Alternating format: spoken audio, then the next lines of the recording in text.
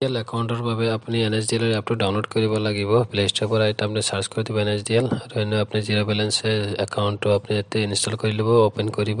Open কৰাৰ পিছত আপোনাৰ সন্মুখত এনেকুৱা আহিব, অ'কে কৰি দিব আৰু কেইটামান পাৰ্মিশ্যন খুজিব। পাৰ্মিশ্যন কেইটা এলাউ কৰি দিব, নেক্সট কৰি দিব আৰু এবাৰ এলাউ কৰি দিয়ে আপুনি ইয়াতে মোবাইল নাম্বাৰটো ভৰুৱাই দিব। মোবাইল নাম্বাৰটো দিয়াৰ পিছত আপুনি এইটো বাই ডিফল্টে OTP যাব, OTPটো ইয়াতে ভৰাই দিব, নহ'লে আপুনি মেনুৱেলি দি দিব। OTPটো ভেৰিফাই ছাকচেছফুলি হৈ যোৱাৰ পিছত আপোনাৰ ইয়াতে আপোনাৰ নাম আৰু আপোনাৰ খুজিব, মোবাইল নম্বৰ নাম আৰু ইমেইল ID। ইয়াতে আপুনি ফাৰ্ষ্ট নেম আৰু লাষ্ট নেমটো দিব। দিয়াৰ পিছত ইয়াতে ইমেইল ID আৰু আপোনাৰ এড্ৰেছৰ পিনক'ডটো দিব। এড্ৰেছৰ পিনক'ড দিয়াৰ লগে লগে আপোনাৰ পিনক'ডৰ আণ্ডাৰত যিমানকেইটা পোষ্ট অফিচ আছে চব ইয়াতে আহি যাব। আপোনাৰ হিচাপত আপুনি আপোনাৰ পোষ্ট অফিচটো ইয়াতে চিলেক্ট কৰি দিব। চিলেক্ট কৰি দিয়াৰ পিছত আপোনাৰ সন্মুখত এনেকুৱা আহি যাব, চেক কৰি দিয়ে আপুনি নেক্সট কৰি দিব। নেক্সট কৰাৰ পিছত এটা ছেট এমপিন খুজিব, এমপিনটো দি দিব, যেনেকুৱা গুগল পে' ফোনপে' দিয়ে ঠিক একেধৰণৰ আপোনাৰ 6 ডিজিট মানে 6 সংখ্যাৰ এটা OTP দি দিব। ইয়াৰ পিছত এতিয়া আপোনাৰ প্ৰচিড হ'ব। আপুনি ইয়াতে কি প্ৰচিডত অপশ্যনত ক্লিক কৰি দিব, পেন কাৰ্ড নম্বৰ খুজিব, ইয়াতে পেন কাৰ্ড নম্বৰটো ভৰুৱাই দিব। বাই ডিফল্ট এইটো আপোনাৰ নেক্সট হৈ যাব।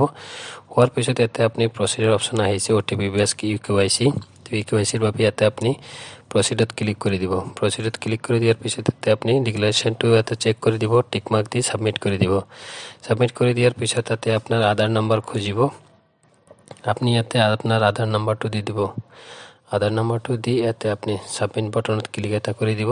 সাবমিট বাটনত ক্লিক করে দিয়ার লগে লগে আপনার রেজিস্টার মোবাইল নাম্বারতে OTP যায়, ওটিও বাই ডিফল্ট ভেরিফাই হয়ে যাব, নহলে আপনি ম্যানুয়ালি দিব লাগিব। তাৰপিছত আকৌ প্ৰচিডত ক্লিক কৰি দিব। ক্লিক কৰি দিয়াৰ পিছত এনেকুৱা আপোনাৰ পাৰ্চনেল ডিটেইলছ আহি যাব, মানে আপোনাৰ আধাৰৰ পৰা যিমানখিনি এড্ৰেছ আছে সেইটো ফেচ হ'ব। ফেচ হোৱাৰ পিছত এইখানে আপুনি চেক কৰিব পাৰে। তাৰপিছত আপুনি আকৌ ইয়াতে নেক্সট কৰি দিব। নেক্সট কৰি দিয়াৰ পিছত ইয়াতে আধাৰ ডিটেইলছ, মানে আপোনাৰ ইয়াতে দেউতাৰ নেম, মাকৰ নেম, আপোনাৰ ইনকাম, আপোনাৰ অকুপেশ্যন আৰু মেৰিটেল ষ্টেটাছ, মেৰিড না আনমেৰিড দি দিব। দিয়াৰ পিছত আকৌ আপুনি ইয়াতে নেক্সট কৰি দিব। নেক্সট কৰি দিয়াৰ পিছত আপোনাৰ নমিনি ডিটেইলছ আহি যাব। ইয়াতে আপুনি কাৰোবাক যদি নমিনি ৰাখিব খুজিছে সেইটো আপুনি দিব পাৰিব, নহ'লে আপুনি স্কিপ কৰি দিব। ইয়াতে লেফ্ট ছাইডত আপুনি চাব পাৰিছে skip I don't wish to nominee, ইয়াতে আপুনি ক্লিক কৰি দিব, নহ'লে নেক্সট কৰি দিব। ইয়াতে আপোনাৰ আহি গৈছে, আপনি এটা ওৱান টাইম পে' কৰিব লাগিব 499। ইমানখিনি দিলে আপোনাৰ সেইটো একাউণ্টতো পাই যাব। এইটো আপুনি চেক কৰি দিব। চেক কৰি দি আপুনি প্ৰচিড কৰি দিব। প্ৰচিড কৰি দিয়াৰ পিছত আপোনাৰ ডিজিটেল ডেবিট কাৰ্ড আপোনাক 2টা অফাৰ কৰিব, আপোনাক 3টা অফাৰ কৰিব পাৰে। বেচিকেলি এটা 2টাই কৰে, প্লাটিনিয়াম ডেবিট কাৰ্ড যিটো ৰুপেৰ হয়, আৰু এটা আপোনাৰ ক্লাছিক ডেবিট কাৰ্ড যিটো ভিছাৰ হয়।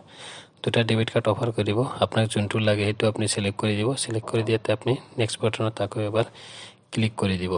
ক্লিক কৰি দিয়াৰ পিছত আপোনাৰ সন্মুখত এনেকুৱা এটা ই-চাইন এপ্লিকেশ্যন ফৰ্ম আহি যাব। ইয়াতে আপুনি কি কৰিব, প্ৰচিড টু ই-চাইন যিটো অপশ্যন আছে, এই প্ৰচিড টু ই-চাইনত ক্লিক কৰি দিব। ক্লিক কৰি দিয়াৰ পিছত এনেকুৱা এটা ডিক্লাৰেশ্যন আকৌ আহি যাব, তো চেক কৰি দি ছাবমিট কৰি দিব। ছাবমিট কৰি দিয়াৰ পিছত আপোনাৰ সন্মুখত আকৌ এনেকুৱা আহি যাব। ইয়াৰ পৰা আপুনি এইটো ডিক্লাৰেশ্যন টাৰ্ম এণ্ড কণ্ডিশ্যনটো অলপ স্ক্ৰল কৰি ইয়াতে অ'কেত ক্লিক কৰি দিব। তাৰপিছত ইয়াতে আধাৰ নম্বৰ খুজিব অথেণ্টিকেশ্যনৰ বাবে।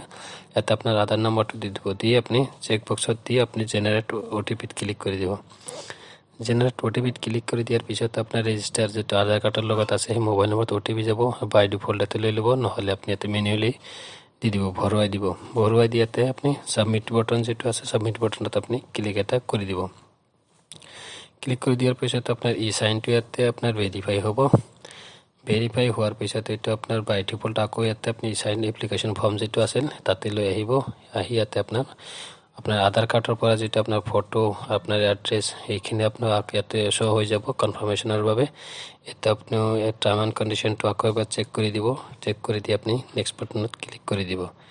নেক্সট বাটনত ক্লিক কৰি দিয়াৰ পিছত আপোনাৰ সন্মুখত এনেকুৱা আহি যাব, কংগ্ৰেচুলেশ্যন ছাকচেছফুলি একাউণ্ট জেনেৰেট।